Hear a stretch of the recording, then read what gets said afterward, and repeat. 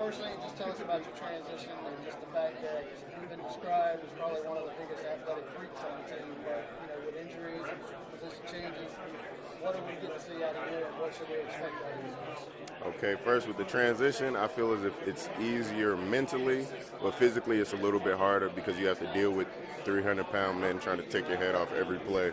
But other than that, yeah, injuries have affected me quite a bit. I'm finally healthy.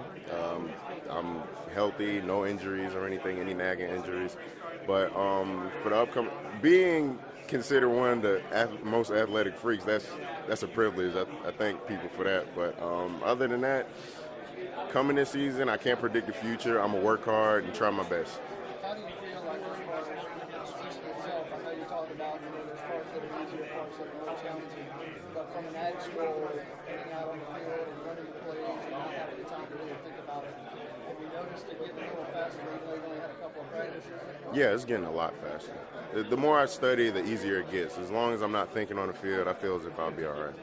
Has anybody in particular really helped you out with the position as far as really teaching you and taking opportunities to give you a chance to ask questions and that sort of thing? Or has this been something you kind of going at alone? Coach Adams and Gerald Dixon, number 44.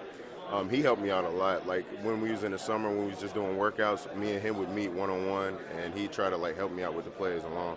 When you guys come after, aside from Clowney, who everybody knows is, he's Clowney. But, even before Clowney, you had guys like Melody Inglesby, you had guys like Debbie Taylor. So, as far as that defensive end position, there's been a lot of success, not just last year, so to speak. Mm-hmm. Do you guys really, I talked to Darius, he said you maybe be a chip on your shoulder to say, hey, just because those guys are gone, we aren't going to slack off. We can still play.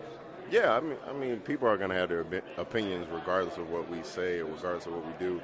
But at the same time, the only thing we can do is work hard as a team, progress, try our hardest, and maintain what we've been doing. You have a chance to go against guys in the offensive line. You got AJ Kane, Corey Robinson, Brandon Shaw. Those guys who are considered maybe among the best guys in the SEC at their position. When you get a chance to go against them one-on-one, how do you feel as far as your ability? Have you noticed that, hey, I can do this, or has that really kind of been a learning curve for you?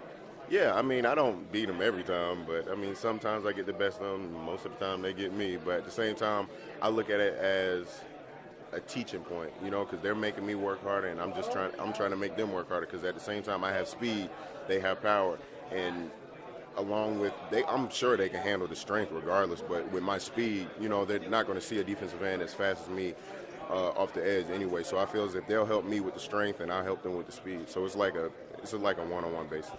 You talk about the speed that you have, and of course, you haven't had linebacker experience, and even the speed at that position.